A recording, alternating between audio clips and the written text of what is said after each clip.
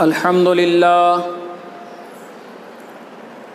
لله نحمده ونستعينه ونستغفره ونعوذ بالله من شرور أنفسنا ومن سيئات أعمالنا من يهده الله فلا مضل له ومن يضلله فلا هادي له ونشهد أن لا إله إلا الله وحده لا شريك له ونشهد أن محمدًا عبده ورسوله أرسله بالحق بشيرًا ونذيرًا وداعيًا إلى الله بإذنه وسراجًا منيرًا أما بعد فقد قال الله تبارك وتعالى في القرآن المجيد والفرقان الحميد أعوذ بالله السميع العليم من الشيطان الرجيم من همزه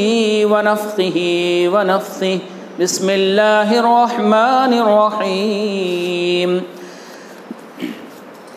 اقترب للناس حسابهم وهم في غفلة معرضون ما يأتيهم من ذكر من ربهم محدث إلا استمعوه وهم يلعبون لاهية قلوبهم وأسروا النجوى الذين ظلموا هل هذا إلا بشر مثلكم أفتأتون السحر وأنتم تبصرون۔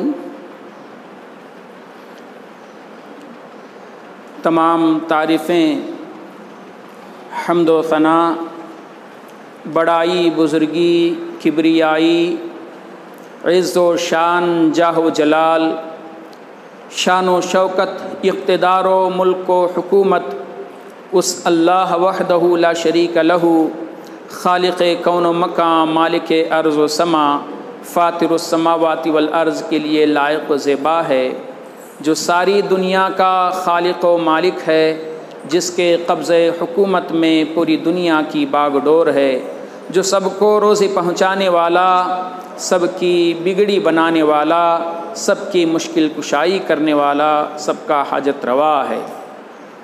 اسی نے انسانوں اور جنوں کی رہبری و رہنمائی کے لیے انبیاء کرام کو مبعوث فرمایا، ساتھ ان کے آسمانی کتابیں نازل کیں۔ درود و سلام کا نذرانہ ہو تمام انبیاء علیہم الصلاۃ والتسلیم پر، بالخصوص نبی آخر الزمان، سید الکونین، سید الثقلین، شافی محشر، ساقی کوثر، شفیع المذنبین، رحمت للعالمین، احمد مجتبی محمد مصطفیٰ صلی اللہ علیہ وسلم پر اللہم صلی علیہ وبارک علیہ وسلم۔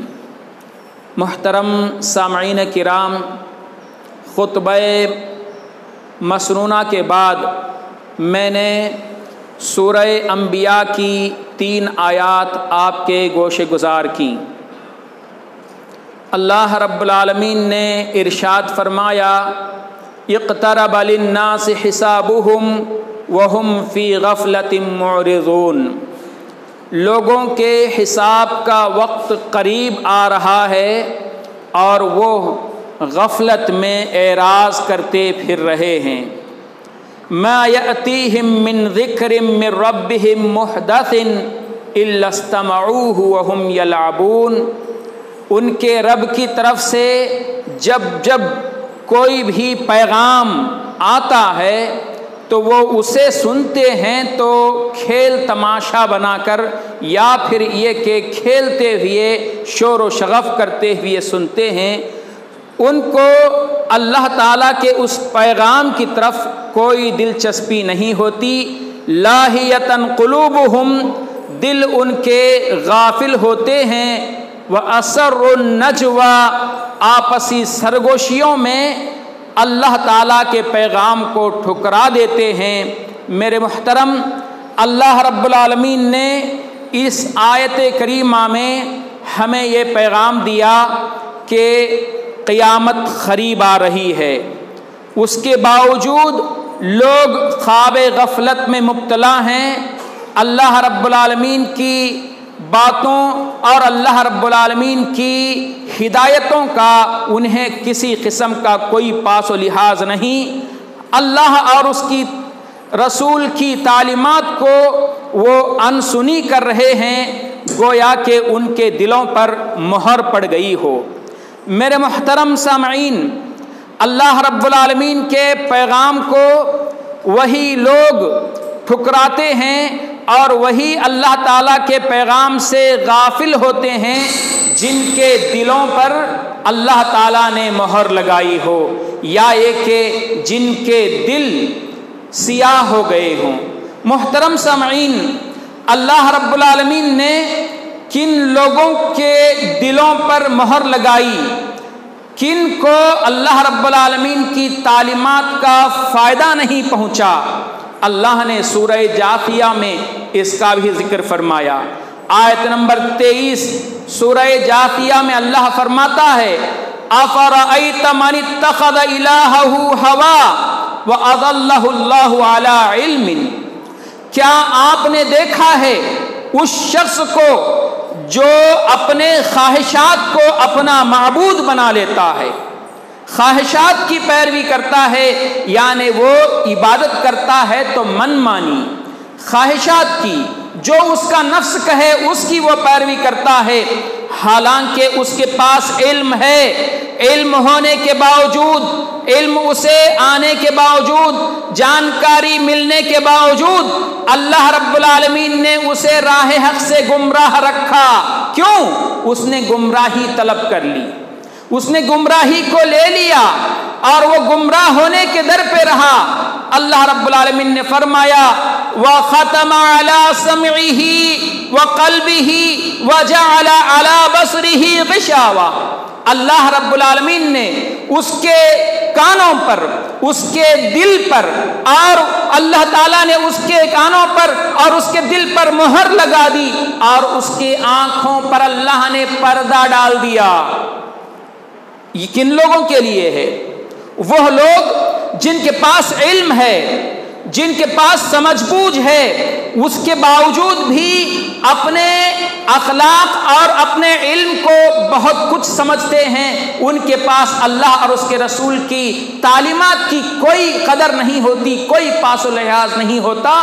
تو اللہ رب العالمین نے ایسے لوگوں کے دلوں پر مہر لگا دی، ان کے سینوں پر مہر لگا دیا، ان کی آنکھوں کے سامنے پردہ ڈال دیا۔ فَمَن يَهْدِيهِ مِن بَعْدِ اللَّهِ أَفَلَا تَذَكَّرُونَ، اب اللہ تعالیٰ نے جسے راہ حق سے گمراہ رکھا ہو، اس کے بعد کون ہے ان کو ہدایت دینے والا؟ اسے جسے اللہ تعالیٰ نے راہ حق سے گمراہ کر دیا ہو، کون ہے اب اسے ہدایت کی طرف لانے والا؟ سامعین کرام، آج بہت سے لوگ ایسے ہیں جن کے پاس علم آ جاتا ہے، حق بات آتی ہے، مگر وہ حق بات کو گھمنڈ میں، تکبر میں اس طرح سے جھٹلا دیتے ہیں، وہ ہمیں بہت کچھ معلوم ہے، تم سے سیکھنے کی ہمیں ضرورت نہیں ہے، یا یہ کہ تمہاری کتابیں الگ ہوں گی، تم اپنی اپنی کتابیں پڑھ رہے ہوں گے، ہماری کتاب میں تمہاری یہ سب باتیں لکھی نہیں ہیں۔ بدعات کو اور خرافات کو لوگوں نے اپنا دین بنا لیا، خواہشات کی پیروی کرنے لگے، من مانی کرنے لگے، اللہ اور اس کے رسول کی تعلیمات کو سے وہ روگردانی اختیار کرنے لگے۔ تو اللہ رب العالمین نے فرمایا کہ ایسے لوگوں کے کانوں پر اور ایسے لوگوں کے دلوں پر اللہ نے مہر مار دی ہے، ان کے آنکھوں کے سامنے پردہ پڑا ہوا ہے، حق باتیں ان کو نظر نہیں آتی۔ میرے محترم سامعین، آپ کو معلوم ہونا چاہیے حضرت داؤد علیہ السلام کو اللہ رب العالمین نے حکم فرمایا، اے داؤد، تمہارے پاس لوگ اپنے مسئلے لاتے ہیں تو ان کا فیصلہ تم حق بات سے کرنا، اس بات سے کرنا جو ہم نے تمہیں علم دیا ہے، خواہشات پر ان کے فیصلے نہیں کرنا، نفس سے اور اپنی منمانی سے اپنی طرف سے کوئی فیصلے نہ کرنا۔ قرآن نے سورہ صاد میں فرمایا یا داؤد انا جعلناک خلیفۃ فی الارض، اے داؤد ہم نے تمہیں زمین پر خلیفہ بنایا ہے، تم حکمران ہو، فحکم بین الناس بالحق، حق کے ساتھ لوگوں کے فیصلے کرو، ولا تتبع الہوا، خواہشات کی پیروی نہ کرو، فیضلک عن سبیل اللہ، یہ جان لو کہ خواہشات تم کو اللہ تعالیٰ کے راستے سے گمراہ کر دیں گے۔ انسان نفس کی پیروی کرے گا، خواہشات کی پیروی کرے گا تو ایسی صورت میں وہ اللہ تعالیٰ کے راستے سے بھٹک جائے گا۔ راہ حق کے لیے، راہ حق پر گامزن رہنے کے لیے وہ ایک ہی معیار ہے، ایک ہی کسوٹی ہے، وہ اللہ تعالیٰ کی کتاب اور محمد صلی اللہ علیہ وسلم کی سنت۔ اس سے اگر کوئی آدمی ہٹ جائے تو پھر یقیناً وہ گمراہ ہو جائے گا۔ اللہ رب العالمین نے ہمیں اسی بات کی تعلیم فرمائی۔ رسول اللہ صلی اللہ علیہ وسلم نے بھی فرمایا، علیکم بسنتی وسنت الخلفاء الراشدین المہدیین، اے لوگو تمہیں لازم ہے کہ تم میری سنت کو مضبوط پکڑ لو اور میرے خلفاء راشدین اور مہدیین جو حق پر ہیں اور سیدھے راستے پر ہیں ان کی سنت کو مضبوط پکڑ لو، اور پھر ان کی سنتوں کو چھوڑ کر تم گمراہ نہیں ہو جانا۔ پھر اللہ کے نبی صلی اللہ علیہ وسلم نے فرمایا، تمسکوا بہا، انہیں مضبوط پکڑ لو، اس طرح کے وعضوا علیہا بالنواجذ، ان داڑھ کے دانتوں سے پکڑ لو۔ یعنی اگر تم سامنے کے دانتوں سے پکڑ لو گے تو چھڑانے میں کسی طرح سے آسانی ہو جاتی ہے۔ کوئی آدمی اگر داڑھ سے اس کو مضبوط پکڑ لے تو ایسی صورت میں چھڑانا مشکل ہو جاتا ہے۔ تو اللہ کے نبی صلی اللہ علیہ وسلم نے یہی پیغام دیا۔ تو میرے محترم، نبی صلی اللہ علیہ وسلم کے اس پیغام سے ہمیں کیا سبق ملتا ہے؟ آدمی کو خواہشات کی پیروی نہیں کرنی ہے، اس کے لیے دنیا اور آخرت میں نجات کا اگر کوئی ذریعہ ہے تو وہ اللہ تعالیٰ کی کتاب ہے، رسول اللہ صلی اللہ علیہ وسلم کی سنت ہے، اسی پر کوئی آدمی کاربند رہ کر ہی جنت پا سکتا ہے۔ حضرت عثمان رضی اللہ تعالیٰ عنہ ایک مرتبہ راستے میں بیٹھے ہوئے تھے، کسی سوچ و فکر میں گم تھے۔ عمر رضی اللہ عنہ کا گزر ہوا، عمر نے سلام کیا، عثمان نے سلام کا جواب نہیں دیا۔ عمر سیدھے پہنچے حضرت ابو بکر صدیق رضی اللہ عنہ کے پاس، کہا ابو بکر عثمان کو کیا ہو گیا ہے؟ میں نے سلام کیا، میرے سلام کا انہوں نے جواب نہیں دیا، آؤ کہیں وہ میرا بھائی مجھ سے ناراض تو نہیں، میرا ان سے فیصلہ کر دو۔ عثمان کے پاس ابو بکر عمر دونوں آئے۔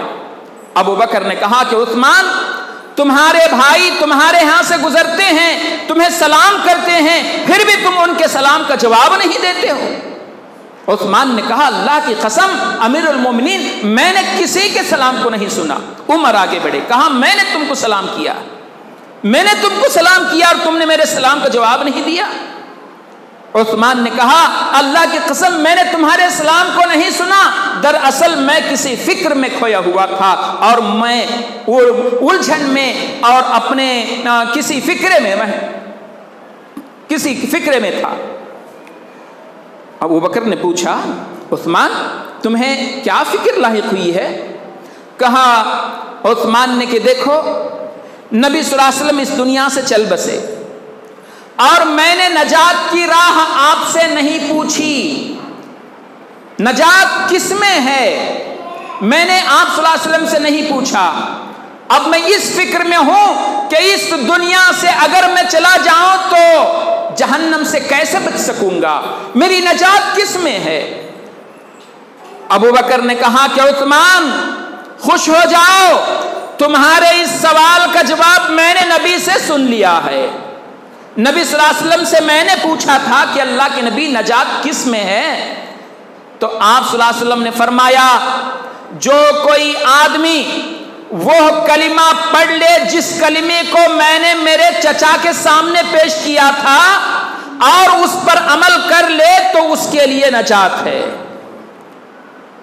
میرے چچا نے اس کو انکار کر دیا۔ ابو طالب رسول اللہ صلی اللہ علیہ وسلم کے چچا پر کون سا کلمہ نبی صلی اللہ علیہ وسلم نے پیش کیا تھا؟ لا الہ الا اللہ۔ اگر کوئی اس پر عمل پیرا ہو جائے تو اسے نجات ہے۔ تو میرے محترم سامعین، معلوم یہ ہوا کہ کامیابی کی راہ اللہ تعالیٰ کا کلام اور نبی صلی اللہ علیہ وسلم کے فرمان پر ہے، اس سے جو ہٹ جائے وہ گمراہی کے راستے پر جاتا ہے۔ رسول اللہ صلی اللہ علیہ وسلم نے فرمایا ایاکم ومحدثات الامور، دین میں نئی ایجاد سے تم بچو، یعنی بدعتوں سے تم بچو۔ فإن كل محدثة بدعة، اس لیے کہ دین میں ایجاد کی جانے والی ہر نئی چیز بدعت ہے۔ وکل بدعت ضلالہ، اور ہر بدعت انسان کو گمراہی کے دہانے پر لے چلتی ہے۔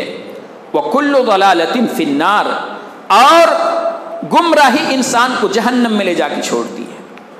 معلوم یہ ہوا کہ آدمی کو نجات صرف اس چیز میں ہے جسے رسول اللہ صلی اللہ علیہ وسلم نے ہمیں پہنچایا، اور وہ جو رسول اللہ صلی اللہ علیہ وسلم سے ہمیں نہیں پہنچی اس چیز کو دین سمجھ کر اگر ہم عمل کر لیں تو بدعت ہے، اور اس کا انجام گمراہی ہے، اور گمراہی جہنم لے جاتی ہے۔ میرے محترم سامعین، قرآن مجید میں اللہ تعالیٰ نے پیغام دیا وما آتاکم الرسول فخذوہ، اے لوگو رسول جو تمہیں دے اسے لے لو۔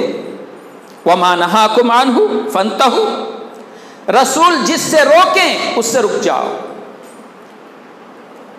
رسول اللہ صلی اللہ علیہ وسلم نے ہمیں کیا دیا، کن چیزوں سے روکا، اسے ہمیں جاننے کی ضرورت ہے۔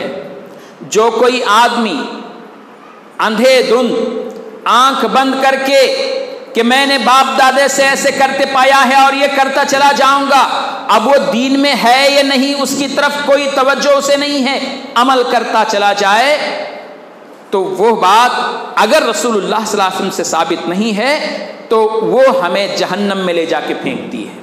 لہٰذا ہمیں دین کو ٹٹولنے، دین کو صحیح دین کو حاصل کر کے اس پر عمل پیرا ہونے کی ضرورت ہے۔ ہر ٹوپی والا، جھبے والا، پگڑی والا جو بات بھی بتا دے وہ دین نہیں۔ دین وہ ہے جسے رسول اللہ صلی اللہ علیہ وسلم نے ہمیں پیش کیا، دین وہ ہے جسے قرآن نے پیش کیا، اور اس سے کوئی آدمی ہٹ کر اگر عمل کرے تو وہ بات دین نہیں ہو سکتی۔ فَلْيَحْذَرِ الَّذِينَ يُخَالِفُونَ عَنْ أَمْرِهِ ان تصیبہم فتنۃ او یصیبہم عذاب علیم۔ اللہ تعالیٰ نے کہا ڈرنا چاہیے ان لوگوں کو جو اللہ اور اس کے رسول کے حکم کی خلاف ورزی کرتے ہیں، کہیں ایسا نہ ہو کہ اللہ اور اس کے رسول کے فرامین سے ہٹ کر ان کی زندگی گزارنا ان کو کسی مصیبت میں نہ کھڑا کر دے یا دردناک عذاب کا ان کو سزاوار نہ بنا دے۔ سامعین کرام، اللہ اور اس کے رسول صلی اللہ علیہ وسلم نے ہمیں پورا دین، مکمل دین پہنچا دیا ہے، کسی قسم کی اس میں کوئی کمی باقی نہیں چھوڑی، دین مکمل ہو چکا ہے۔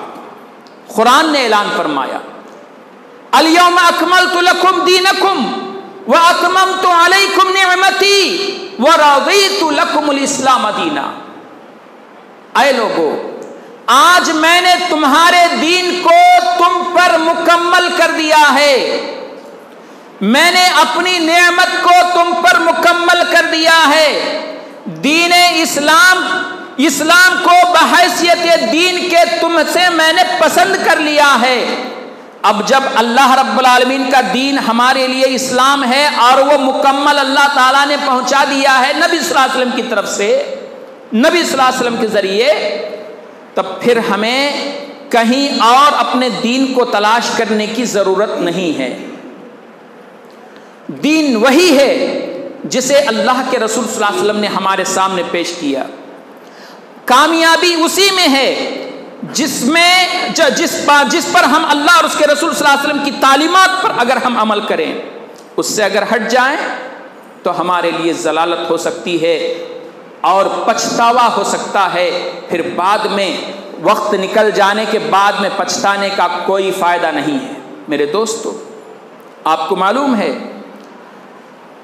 آنے والے پچھتاوے کو آنے والے دن میں کف افسوس ملنے کو اللہ رب العالمین ابھی ہمیں اس جیتی جاگتی دنیا کے اندر ہی ہمیں اللہ تعالیٰ نے سمجھا دیا ہے. اس کے باوجود اگر ہم اسے نہ سمجھیں اور پھر صحیح دین کو حاصل کر کے نجات کے راستے کو پانے کی اگر کوشش نہ کریں تو ہم سے بڑا بیوقوف کوئی نہیں ہوگا. اللہ رب العالمین نے فرمایا وَيَوْمَ يَعُضُّ الظَّالِمُ عَلَى يَدَيْهِ وَيَقُولُ يَا لَيْتَنِي اتَّخَذْتُ مَعَ الرَّسُولِ سَبِيلًا. ایک وقت آئے گا اللہ تعالیٰ کی بارگاہ میں دنیا کی ساری انسانیت صف بستہ کھڑی ہوگی. آدم علیہ السلام سے لے کر قیامت تک آنے والے جتنے لوگ ہیں سب کے سب ایک صف میں کھڑے ہوں گے, صف بستہ رہیں گے, اور اللہ رب العالمین کا وہ دربار, اس میں کسی کو بات کرنے کی مجال نہیں ہوگی, زبان کھول کے کچھ بولنے کی کسی میں سکت نہیں ہوگی. ایسے موقع پر بارگاہ رب ذوالجلال میں کھڑے ہو کر اب احساس ہونے لگے گا ہر شخص کو کہ میں نے دنیا کیسی بسر کی ہے, میری دنیا کیسی گزری ہے, آیا میری اس گزری ہوئی دنیا کے حساب سے کیا آج میری نجات ہو سکتی ہے یا پھر میں پچھتانے والا ہوں. ظالم کو تو پچھتاوے کا احساس ہو ہی جائے گا. اللہ فرماتا ہے وَيَوْمَ يَعُضُّ الظَّالِمُ عَلَى يَدَيْهِ, ظالم اپنی انگلیاں کترتے رہے گا, اپنی انگلیاں چبائے گا. کیا مطلب؟ کسی آدمی کو جب افسوس ہوتا ہے تو انگلی اپنے منہ میں رکھ لیتا ہے, ہائے میں نے کیسا کیا. پچھتاوے کا ایک طریقہ ہے, آدمی کو جب افسوس ہوتا ہے تو اپنی انگلیاں اپنے منہ میں چباتا ہے اور وہ اپنی انگلی کو منہ میں دباتے ہوئے افسوس کرتا ہے, ہائے مجھے ایسا نہیں کرنا چاہیے تھا, میں نے کیسا کیا. وہ پچھتاوا اس وقت بھی اسی طرح کا ہوگا. قرآن بیان فرماتا ہے وَيَوْمَ يَعُضُّ الظَّالِمُ عَلَى يَدَيْهِ, آدمی اپنے انگلی کو اپنے منہ میں دبائے ہوئے افسوس کے ساتھ کہنے لگے گا یقول یا لیتنی اتخذت مع الرسول سبیلا, ہائے افسوس کہ میں رسول کا راستہ اختیار کیا ہوتا, رسول کے راستے کی میں نے پیروی کی ہوتی, ان کا کہا مانا ہوتا, ان کے نقش قدم پر چلا ہوتا تو کتنا اچھا تھا. یا ویلتا لیتنی لم اتخذ فلانا خلیلا, ہائے افسوس میں فلاں کو اپنا دوست نہ بنایا ہوتا, فلاں کو میں اپنا دوست نہ بنایا ہوتا, فلاں کو اپنا مشکل کشا حاجت روا نہ سمجھا ہوتا تو کتنا اچھا ہوتا. رسول کی بات میں نے نہیں مانی, اہل غیرے کی بات میں کہ ہر کسی کو اپنا ولی اور حاجت روا سمجھا, ہر کسی کو میں نے مشکل کشا جانا, اللہ کو چھوڑ کر کسی اور کے سامنے اپنی جبین نیاز کو میں نے خم کیا, اس وقت اسے افسوس ہوگا. اللہ فرماتا ہے لقد اضلنی عن الذکر بعد اذ جاءنی, جسے میں نے اپنا دوست بنایا تھا اس نے علم ہونے کے باوجود مجھے اللہ تعالیٰ سے دور کیا, ذکر سے دور کیا, اللہ تعالیٰ کے دین سے اس نے دور کیا, گمراہی کے دہانے پر لا کے رکھ دیا.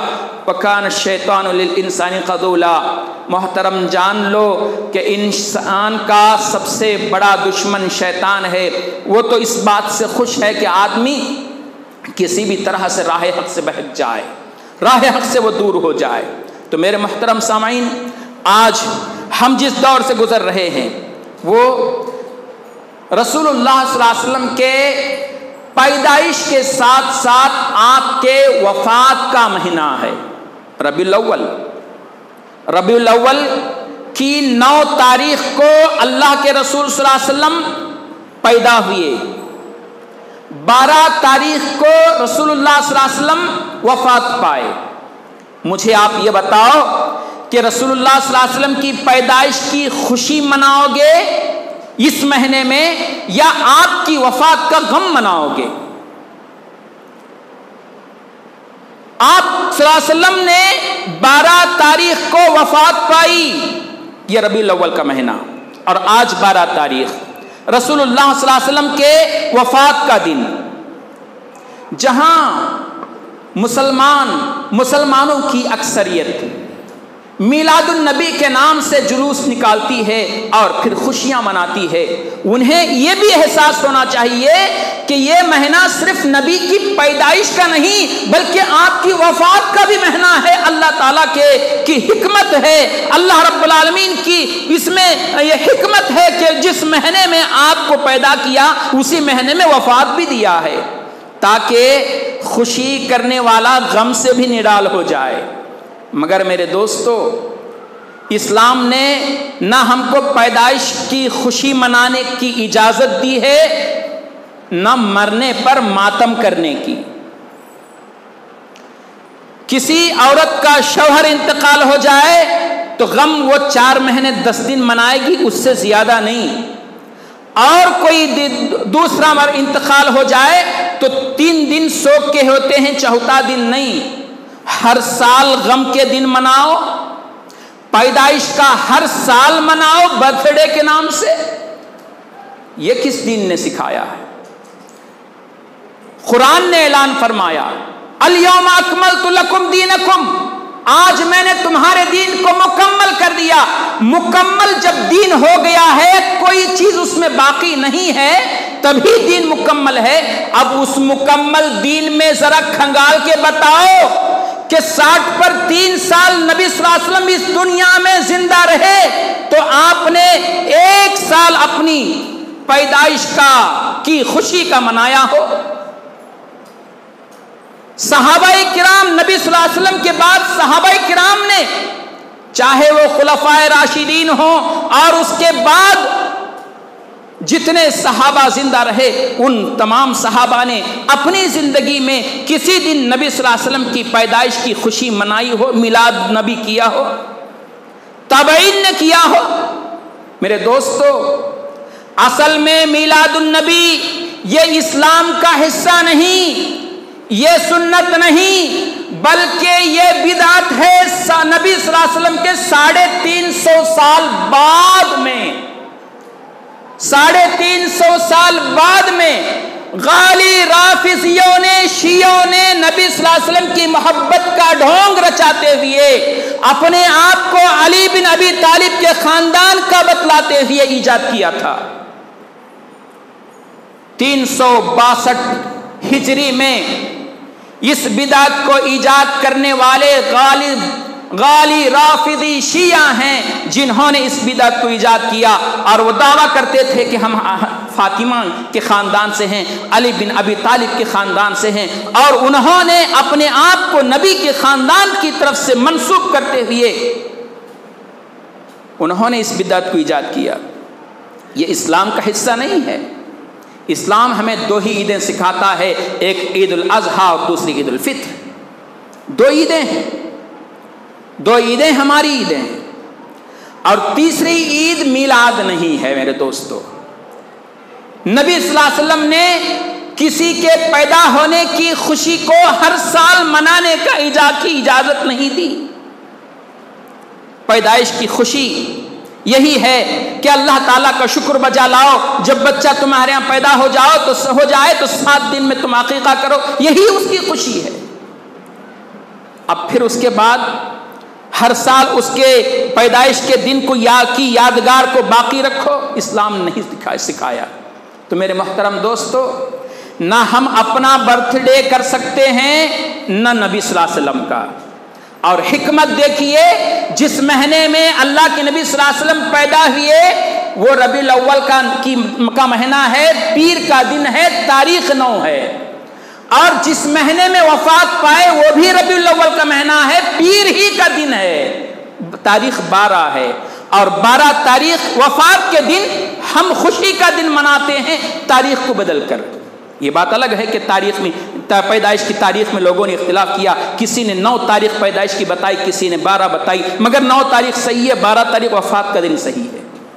میرے محترم سامعین، لہٰذا ہماری نجات اسی میں ہے کہ جو راہ نبی صلی اللہ علیہ وسلم نے بتائی اسے اپنا لو، عضوا علیہا بالنواجذ، اسے مضبوط پکڑ لو، اپنے داڑھ کے دانتوں میں پکڑ لو، اسے چھوڑو نہیں، نجات اسی میں ہے۔ جو کوئی آدمی اللہ اور اس کے رسول کی تعلیمات سے ہٹ کر، اس سے دور ہو کر نجات پانا چاہے تو وہ نجات نہیں پا سکتا، اس میں اس کے لیے گمراہی ہے۔ اللہ سے دعا ہے اللہ ہمیں نیک توفیق عطا فرمائے، قرآن و سنت کا شیدائی بنائے۔ اللہ رب العالمین ہمیں بدعات و خرافات سے محفوظ فرمائے، سنت پر عمل کرتے رہنے کی اللہ تعالیٰ مرتے دم تک ہمیں توفیق عطا فرمائے اور ایمان پر ہی ہمارا خاتمہ بالخیر فرمائے۔ اقول قولی ھذا استغفر اللہ لی ولکم ولسائر المسلمین فاستغفروہ انہ ھو الغفور الرحیم۔